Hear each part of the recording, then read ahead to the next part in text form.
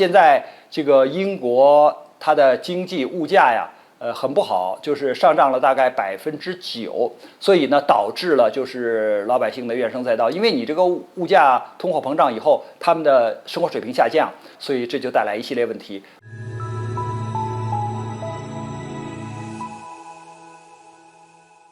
大家好，我是曹卫东。最近呢，这个英国的首相约翰逊呢，已经宣布辞职了。我觉得非常富有戏剧性啊，因为这个他在辞职前不久的时候呢，还在下议院和反对派进行辩论啊。反对派的一位议员就向他提出说：“约翰逊首相，你现在在这个英国已经得不到民众的支持，你还不赶紧下台啊？”约翰逊好像也没有生气啊，他笑笑说：“我觉得我的执政是刚刚开始啊，我现在执政很好。”但是话音未落，马上就辞职了。为什么呢？我觉得是内外交困。这个内外交困呢，首先是他自己的这个内部的就是执政的这些很多的官员。几十人都相继辞职，那你这个首相没有人支持你，没有这些好的帮手，你这个政府怎么正常的运转呢？这是这个起码内因吧。当然外部也有欧盟，还有其他的一些欧洲的国家对他很不满意，就是因为脱欧了嘛，所以呢这是外困吧。所以内外交困的情况下呢，约翰逊首相呢就辞职了。从他自己做的这种总结来说呢。他还是认为自己取得了很多的成就因为他毕竟还要看守到9月份，要选出新的党魁，然后呢才能接替他这个首相的职务，所以他现在是一个看守的首相我们先说这个约翰逊首相呢，他对自己的这个执政以来的功绩呢，主要有3条。第一条，这个抗击疫情非常好。第二条，前首相特蕾莎梅呢一直迟不能脱欧，现在呢在他的任期里边脱欧了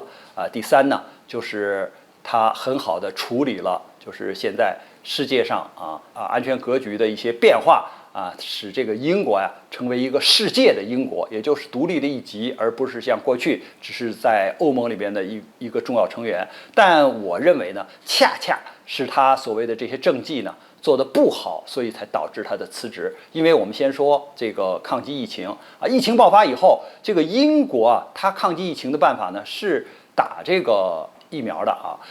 但是它跟我们国家有点不太相同。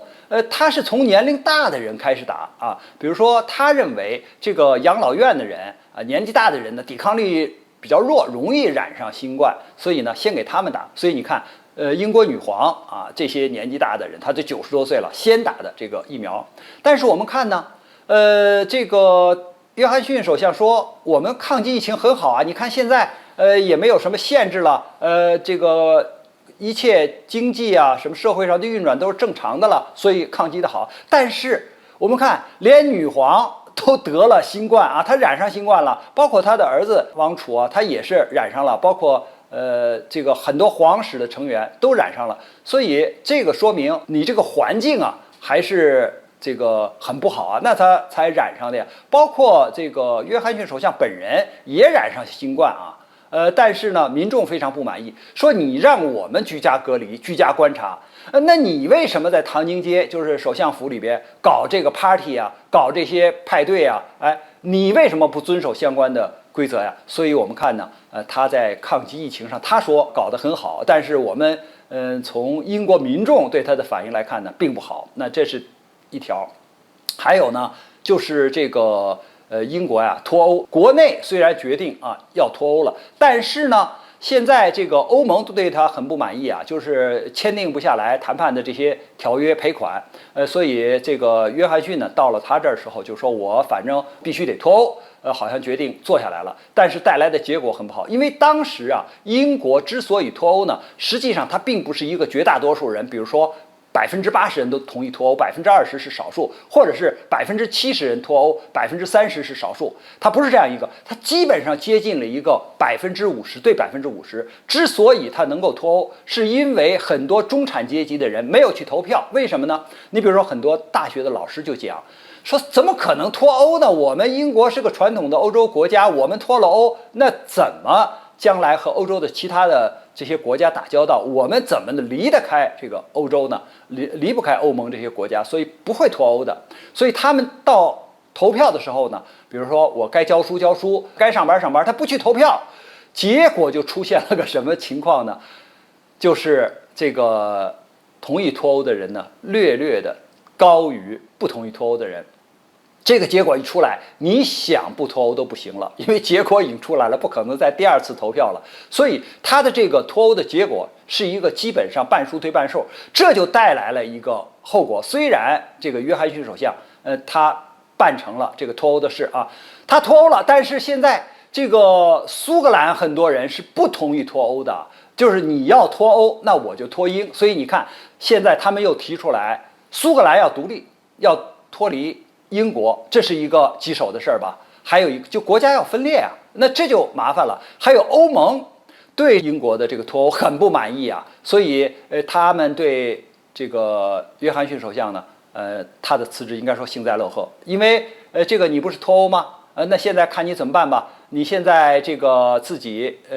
苏格兰啊要脱英要独立，还要独立公投吗？还有呢，就是你现在在这个爱尔兰问题上啊，边境上的还有一些问题跟脱欧的直接相关的，还有就是你的这个经济啊，现在这个英国它的经济物价呀，很不好，就是上涨了大概9%，所以呢，导致了就是老百姓的怨声载道，因为你这个物价通货膨胀以后，他们的生活水平下降，所以导致了铁路工人的罢工。那交通一瘫痪或者是一罢工，导致了其他行业没法正常上班啊，没法其他的正常的工作呀，所以这就带来一系列问题。那这个经济就等于进入一个恶性循环，再加上俄乌冲突啊，那么这个能源的价格又上涨，所以我觉得是内外交困导致了约翰逊首相的这个被迫辞职。但是他后边的啊，就是党魁或者接班人。到底是采取一种继续维持啊这种政策，还是说要改变政策呢？那只有啊，就是新的